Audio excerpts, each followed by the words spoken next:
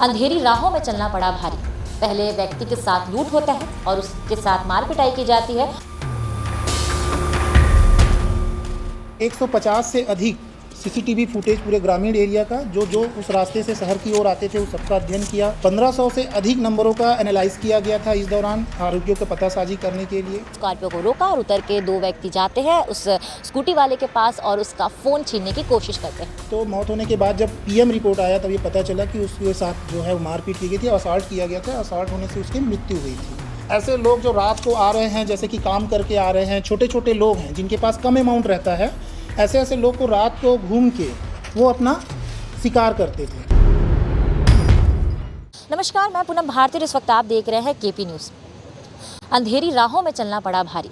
पहले व्यक्ति के साथ लूट होता है और उसके साथ मार पिटाई की जाती है और उसे घायल अवस्था में छोड़ भाग जाते हैं। ये पूरी घटना उतई थाना अंतर्गत का है। 3 तारीख की दरमियान रात ये घटना हुई जब पुलिस को सूचना मिलती है कि डुडेरा मोरिद मार्ग में एक व्यक्ति घायल अवस्था में पड़ा है और वहां पर पुलिस पहुंचती है, तुरंत ही उसे अस्पताल पहुंचाती है और इलाज के दौरान उसकी मृत्यु हो जाती है। जिस व्यक्ति की मृत्यु हुई वो जहांगीर का रहने वाला, उसका नाम राजकुमार यादव है। बता दें कि उसके बाद पुलिस ने इस मामले को गंभीरता लेते हुए इसकी पतासाजी करनी शुरू की और उसी बीच जो डुडेरा मार्ग में बसे गाँव से पूछताछ करनी शुरू की। तो वहाँ गाँव का एक रहवासी, उससे पूछताछ की गई तो उसने बताया कि वह भी उसी दिन से गुजर रहा था, उसी मार्ग से गुजर रहा था। तो उसके साथ भी एक घटना हुई थी। एक वाइट कलर की स्कॉर्पियो आती है और उसके साथ लूट कर उसका फ़ोन और पैसे छीनकर भाग जाती है।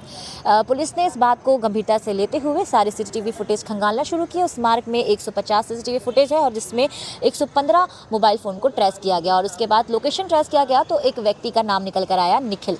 टेक्निकल जांच की गई तो निखिल का नाम आते ही निखिल से जब पूछताछ की गई तो निखिल ने बताया कि उसने इस घटना को अंजाम दिया था अपने कुछ साथियों के साथ मिलकर। उसने सभी अपने साथियों का नाम भांडाफोड़ किया और उसने बताया कि वह सफ़ेद स्कॉर्पियो में अपने दोस्तों के साथ उस मार्ग से गुजर रहा था। तभी उसने एक स्कूटी पर सवार एक व्यक्ति को देखा जो अपने कॉल पर बात कर रहा था।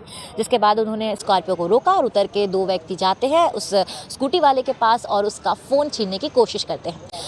पर जो वो व्यक्ति था जिसका नाम राजकुमार यादव है वो उनके साथ लड़ाई करना शुरू कर देता है और उनके पर भारी पड़ जाता है। जिसके बाद कार पे सवार और 3 व्यक्ति रहते हैं, वो भी उतर के आते हैं और जिसके बाद राजकुमार यादव के साथ मार पिटाई करते हैं और उसी में से एक व्यक्ति पेचकस निकालकर सीने पर वार करता है राजकुमार के।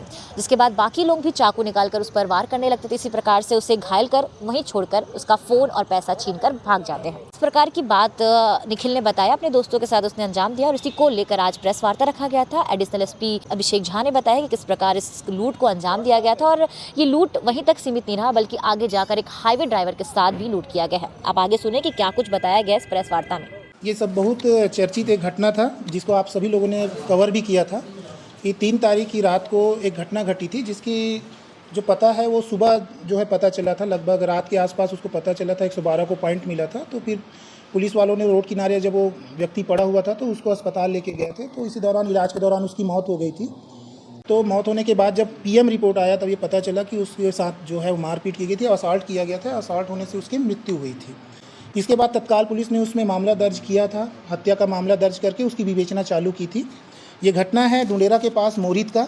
इस घटनाक्रम के दौरान पुलिस ने उस घटनाक्रम को देखते हुए तत्काल वहाँ पे कार्रवाई चालू की थी। रात का समय था, ग्रामीण रोड है। ग्रामीण रोड होने से वहाँ अंधेरा बहुत ज़्यादा था तो वहाँ पे दूसरी चीज़ें बहुत मिलने की संभावना बहुत कम थी। फिर भी पुलिस ने वहाँ पे अपना काम किया। जो लगातार 150 से अधिक सीसीटीवी फुटेज पूरे ग्रामीण एरिया का जो उस रास्ते से शहर की ओर आते थे उस सबका अध्ययन किया। 1500 से अधिक नंबरों का एनालाइज किया गया था इस दौरान आरोपियों को पतासाजी करने के लिए।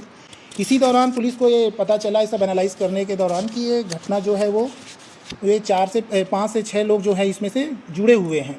चूँकि ये मृतक है वो मृत्यु से पूर्व जब उसका एक बयान लिया गया था, जो बाद में पता चला हम लोग को डॉक्टरों से पूछताछ करने के बाद कि 4-5 लोग उसमें थे उसके साथ जब मारपीट हुई थी। वो पूरा डेटा तो नहीं बताया बट वो हल्का फुल्का मरने से पहले जो बयान दर्ज किया था तो उसमें ये बात निकल के आई कि वो लोग किसी गाड़ी में थे, स्कॉर्पियो गाड़ी में आए थे। 5 से 6 लोग थे जिन्होंने उसके साथ एक घटना की है। तो पुलिस ने फिर उस संबंध में जांच चालू की। जांच करने पे जब सीसीटीवी का अवलोकन किया गया तो सीसीटीवी को जब चेस किया गया उस दौरान उस टाइमिंग से मैच करते हुए तब ये पता चला कि ये उन लोगों ने घटनाक्रम करके कहाँ से कहाँ गए हैं, कहाँ से कहाँ आए हैं। तो इसी दौरान हम लोग चेस करते हुए उसको पावर हाउस आए। पावर हाउस के बाद फिर बाकायदा डेटा उनका जो डंप निकाला गया, डंप एनालाइज किया गया, सबको मैच किया गया। मैच करने पे पता चला कि वो कुछ समय के लिए खुर्सी पार भी उस समय के लिए रुकी थी वो। उसके बाद फिर और आगे बढ़ते हुए जब पुलिस पूरी तरीके से श्योर हो गई, तब इस दौरान जो है उस कुर्सी पार के एक जो बदमाश है, जो जिसके बारे में पूछताछ किया गया, वहाँ के लोगों से 18 नंबर जो गली है वहाँ पे भी गए थे। वहाँ पे जब पूछताछ हुई तो पता चला एक व्यक्ति है जो हम लोग के जो संदिग्ध हैं उनसे बातचीत किया जाता है, उसके साथ उसका संपर्क है। तो फिर उसको संदेह के आधार पे उठाया गया। संदेह के आधार पे जब उठाया गया और उससे पूछताछ की गई, तब उसने स्वीकार किया कि मैं उसमें शामिल हूँ। जब उस व्यक्ति निखिल है, उसका नाम निखिल है, निखिल ने जब ये स्वीकार किया कि मैं भी उस घटनाक्रम में बाद में शामिल हुआ, जब वो आके मेरे को कॉल किए और मेरे को बुलाया, तब उस व्यक्ति से जब पूछताछ हुई, उसके बाद जब बाकी लोगों का पता चला, पुलिस ने जब उनको गिरफ्तार करना चालू किया। तो इस घटनाक्रम में पुलिस को टोटल 7 आरोपी हैं। टोटल 7 आरोपी हैं। एक उसमें नाबालिग है। नाबालिग करके जो नाबालिग है, अपचारी बालक है, उसको करके टोटल हमारे हिरासत में अभी 5 लोग हैं। दो आरोपी ऐसे हैं जिनकी हम पतासाजी अभी कर रहे हैं। इनकी सबसे बड़ी मॉडस ऑपरेंडी ये है कि ये जो व्यक्ति है, जो मेन आरोपी है इस केस का, जो है महाराजा देवार, जिसका नाम है महाराजा देवार, हड्डी उर्फ आकाश, और उसके साथ में बाकी ये लोग, ये सभी की उम्र को अगर आप लोग देखोगे तो उम्र कभी ज़्यादा है किसी का नहीं, सब 19 साल, 20 साल, 18 साल इस टाइप की उम्र के हैं सभी के सभी। और इनके द्वारा जो एक कृत्य किया जाता था, इनका एक मॉडस ऑपरेंडी था। ये रात को निकलते थे सुनसान रोड में, ग्रामीण एरिया में, और ऐसे लोग जो रात को आ रहे हैं, जैसे कि काम करके आ रहे हैं, छोटे छोटे लोग हैं जिनके पास कम अमाउंट रहता है, ऐसे लोग को रात को घूम के वो अपना शिकार करते थे।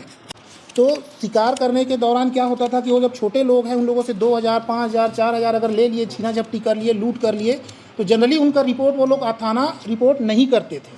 इस कारण से इनके बारे में ज़्यादा चर्चा नहीं हो पाती थी। जब ये घटनाक्रम हुआ, इस घटनाक्रम के बाद सबसे पूछताछ चालू हुई। इसके बाद इनके आगे का घटनाक्रम, पीछे का घटनाक्रम भी देखा गया, जोड़ा गया। तो इस दौरान पता चला कि इन्होंने ये काम एज ए प्रोफेशनल के तौर पे चुना है, ऐसे गैंग की तरह ये ऑपरेट कर रहे हैं। और ये घटनाक्रम जब तक नहीं होता, ये घटनाक्रम बड़ा हो गया, क्योंकि इन्होंने वार किया चाकू से और जिस मृतक की मृत्यु हो गई। इस कारण से ये घटनाक्रम आज सामने आया है। तो ये पता चल पा रहा है कि इनके द्वारा ये कृत्य किया जा रहा था, क्योंकि इनके द्वारा रिपोर्ट नहीं किया जा रहा था कोई भी प्रार्थी के द्वारा, इसलिए थाने के संज्ञान में ये मामला आ नहीं पा रहा था। तो ये घटनाक्रम ऐसा है कि जो मृतक है उस दौरान डुंडेरा आने के लिए निकला था। रास्ते में मोरिद में रुक के वो बात कर रहा था, रात को सड़क किनारे रुक के। इसी दौरान ये लोग स्कॉर्पियो से उस रोड में जा रहे थे। सुनसान देखे हैं।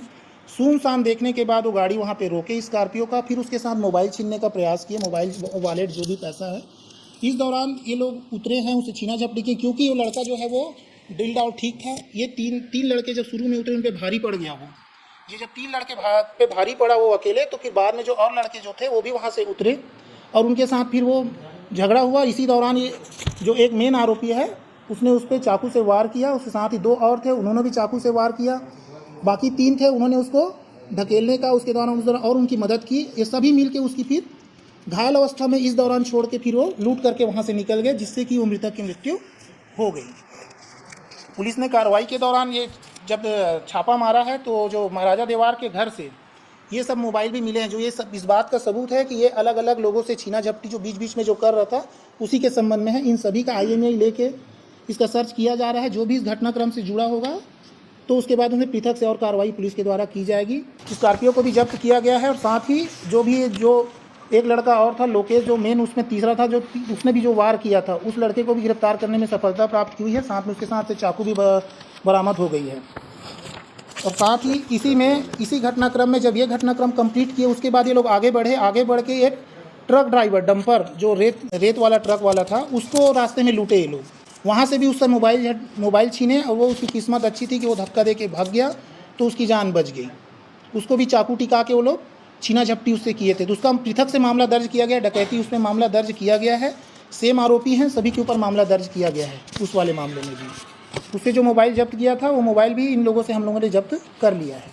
तो आपने सुना कि किस प्रकार उन्होंने लूट किया था, और वहीं ये लूट वहीं तक सीमित नहीं रहा, बल्कि ये लूट करते करते इन पर इतना प्रोफेशनली इन्हें बना लिया। उसके बाद उन्होंने डकैती भी करनी शुरू कर दी। डकैती इसलिए कह रहे हैं क्योंकि इसमें 5 लोग से ज़्यादा शामिल हैं। पुलिस ने बताया कि किस प्रकार ये सुनसान जगहों पर लूट करते थे। पहले जो लोग थे उनसे मोबाइल छीनते थे और 2-3 हज़ार जो उनके पास जितने भी पैसे रहते थे उसे छीन कर भाग जाते थे।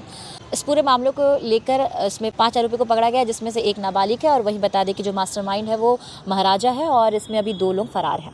अब इस पर क्या अपडेट आता है, कब वह 2 लोग पकड़ में आते हैं और जिसकी अपडेट हम आपको देंगे। बाकी अन्य अपडेट्स के लिए बने रहे केपी न्यूज़ के साथ। धन्यवाद।